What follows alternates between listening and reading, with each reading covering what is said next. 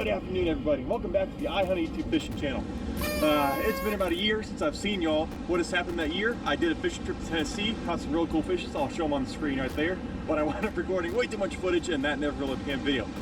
And then I worked in the Delmarva Peninsula a little bit with some cool fishes. I'll show those. And I did some career development.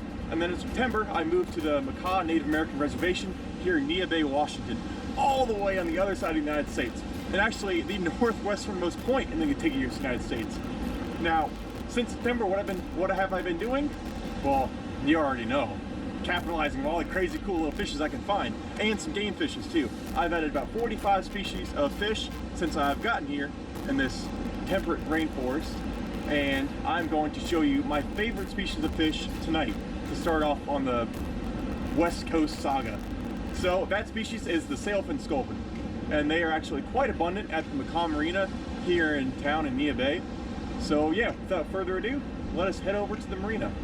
Before we head for the sailfin sculpins, let's just take in the moment here at my favorite spot I've found since I've been here, which is Bahobahash. Sailfin sculpins don't really bite until nighttime, that I've found yet. Yeah, beautiful. I feel like Northwestern Washington, you just freaking drop a camera anywhere and you'll get a good shot. It's beautiful here, most of the time. All right, first things first. We got a small bit of line here with a size 20 hook. The reason I use the line so small is because there's a lot of mussels down there, and they kind of block longer lines from falling in front of the fish. So this gives me more accuracy in putting on top of the fish. Also, these fish are very skittish, so they'll probably run off within about 10 seconds of spotting them. So we're gonna bait the hook in advance with shrimp. Shrimp is the only thing I've found that they go after. They hate bloodworms, surprisingly. All right, here's a cool little species. Not what we're looking for, not our target. But see if we can get it to come out here. Took the bait. There it is. Ooh, fell. I believe that is a coxcomb of some kind. Maybe? I don't really see the frill on its head, and it's got like a bunch of speckles on it. Ooh. Alright, so there's our high coxcomb, slender coxcomb thing. Not quite exactly sure. I got a lot of dorsal fin and anal fin photos and bronchial skull membrane photos. So hopefully we can ID this one. I've caught one of them, I don't know which one. Maybe two. Slender coxcombs usually have more modeling on the bottom chin though. It's funny, I'm seeing a lot of coxcombs, and I usually see that around spring tides. So it's pretty interesting. All right, we're gonna let it go and keep looking.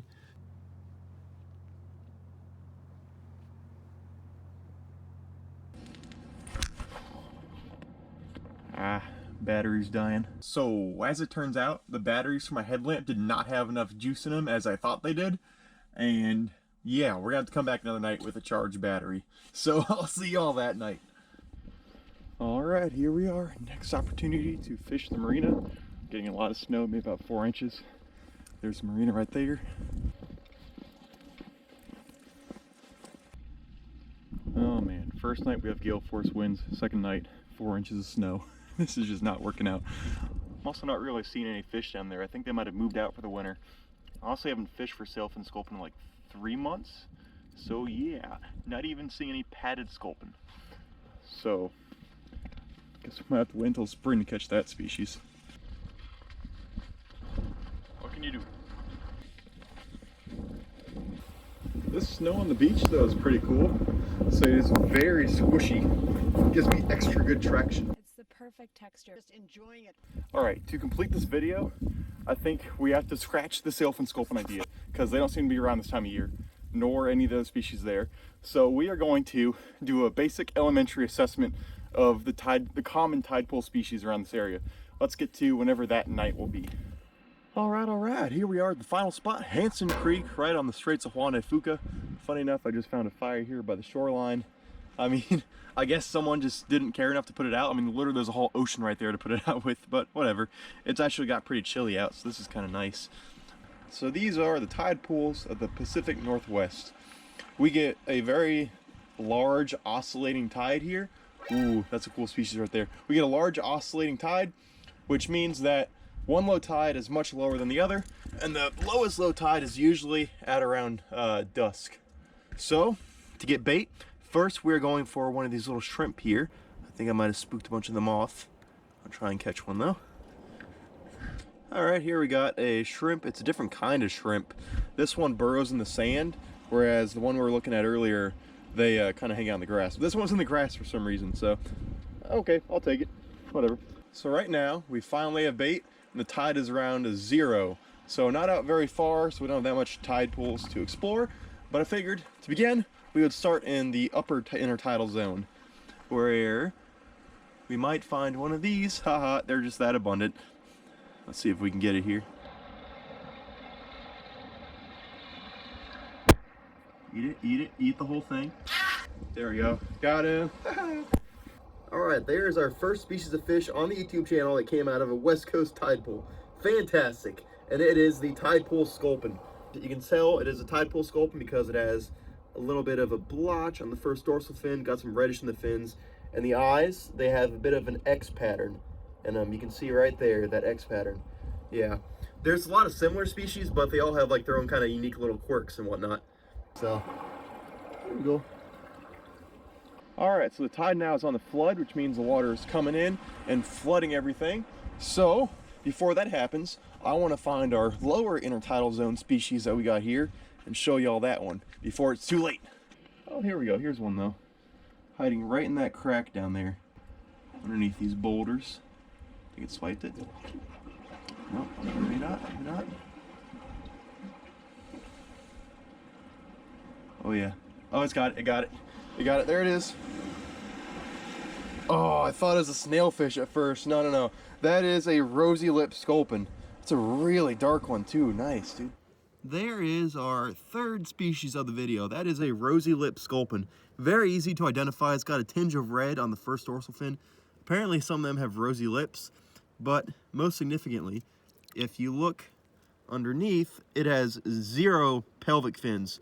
This is the only species of sculpin on the west coast of North America that does not have pelvic fins. I believe there's one without pelvic fins also on the western Pacific around Japan and whatnot. But around here, this is the only one that doesn't have pelvic fins. And rosy lip sculpins, they live in the pretty much lower intertidal zone, especially around boulders and such. And yeah, just a very unique species. This is pretty common around the Straits of Juan y Fuca, I've found, around this area. In fact, it was actually described from Nia Bay, Washington, which is where I live now. So that's a fun little fact. I think the other species described from Nia Bay is gravel diver. But unfortunately, gravel diver, I'm still waiting on that one. If I catch a freaking gravel diver, I will freak out. Those things look so cool. But yeah, this one is also pretty neat too. And like I said, they are extremely skittish to light.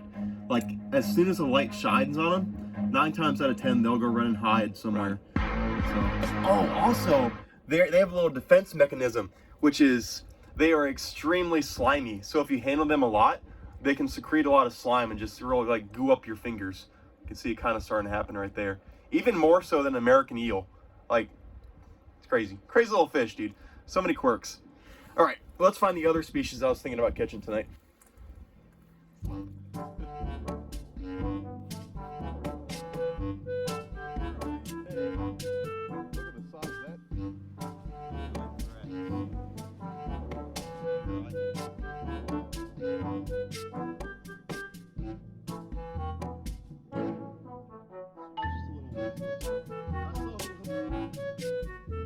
All right, I think I'll call the video there. I can't find the last species I was looking for, and the tide's coming in, which that species was fluffy sculpin. When they're around seagrass, they get a really bright green color. It's pretty cool. Anyways, I hope you all enjoyed the video. We started with very high aspirations, but then quickly realized that the brutality of winter was still upon us, and the fish weren't there. But the winter season is lifting. For the first time in 5 months today, I went to the beach and I stuck my feet in actually warm sand, which is amazing. All the fishermen are coming back. The winter storms are leaving and spring is coming. But before we get to spring videos here, next week I'm doing a trip to Hawaii, and I'm gonna try to make a video out of that. Maybe 3 videos, I don't know. So I'm super excited for that, and hopefully there will be video coming to the channel. I hope you all enjoyed this one though. I'll catch you all in the next one.